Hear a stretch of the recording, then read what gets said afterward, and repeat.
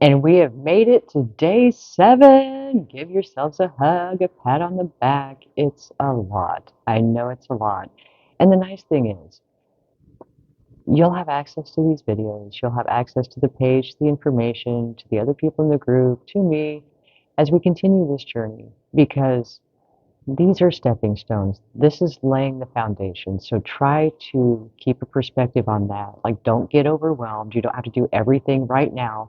It's just learning and creating new habits. Speaking of, today we're going to talk about daily habits to set you up for success. And a lot of what we do in our day to day, we don't even realize. Like, we learn from our parents, or we learn from friends, or we learn from partners, and it may not be the best way to really be good to ourselves in preparing us for our daily life.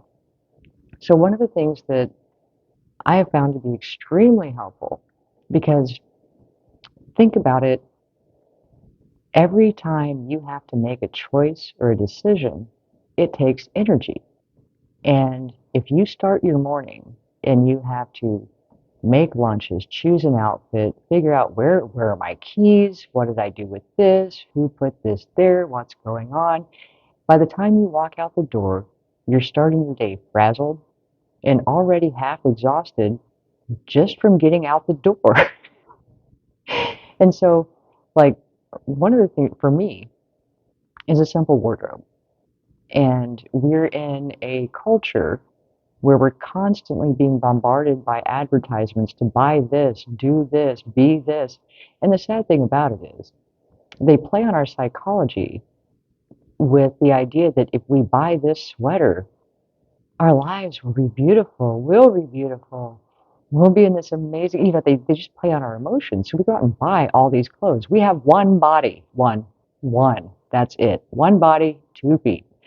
So, trying to stay up with the latest fashions and all, if you can pare your wardrobe down to the items you really like, that you actually wear, that's not, you don't have 5,000 choices when you open your closet doors to what to put on your body.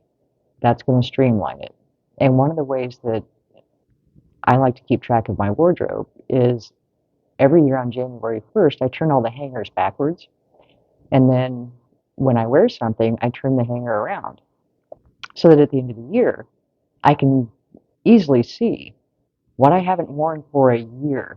If I haven't touched it in a year, probably not going to miss it. And with that, if you have like a basic color scheme, like your favorite colors that you feel the most confident in, pare it down to that. And what you'll find is it'll be a lot easier to choose what you're going to wear. And if you go each night, when you're not on a schedule, when you're not rushed for time, and you pick the clothes you're going to wear the next day. If you have children, pick their clothes for the next day. Get as much done at night as possible when you're not under pressure time-wise, so you don't have that stressed, rushed feeling in the morning when you're just starting your day. And however a lot of people work different shifts, however that compares to your time of day, have everything ready.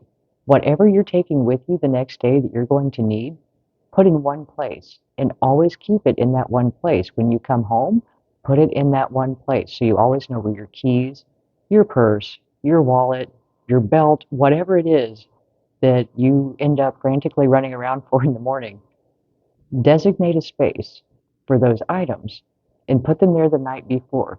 That way there's no last minute, oh my gosh, I can't find the, kids' backpacks. Get them ready the night before. If you can, make your lunch the night before. And if you use a slow cooker or something, do your dinner prep the night before.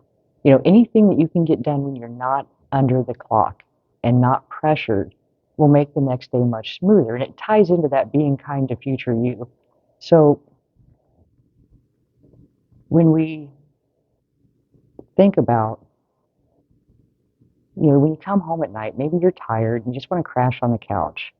There's a sink full of dishes, and you know that you need those plates in the morning, but you just don't feel like doing it. Well, then the next morning, you don't have what you need. It starts the day off on a bad note. And the more we can stay positive in the mornings, at the beginning of our day, the more that carries through the day. So give yourself the advantage of starting it off without feeling rushed and stressed.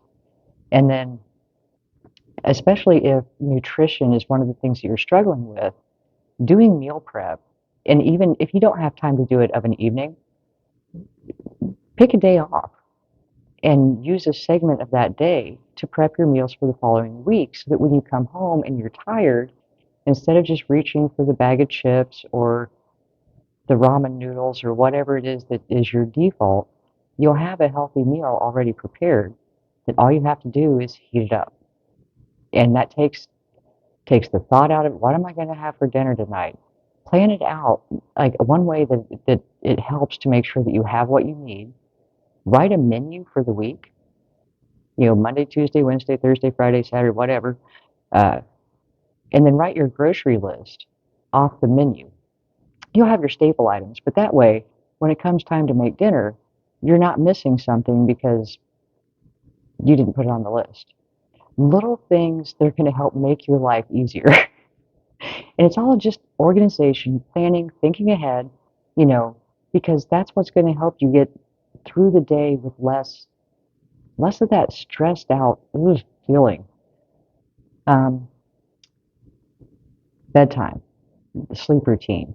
If you have trouble unwinding at the end of the day, like a lot of times when you lay down at night, your brain just runs and runs and runs. Start doing the same routine before bed.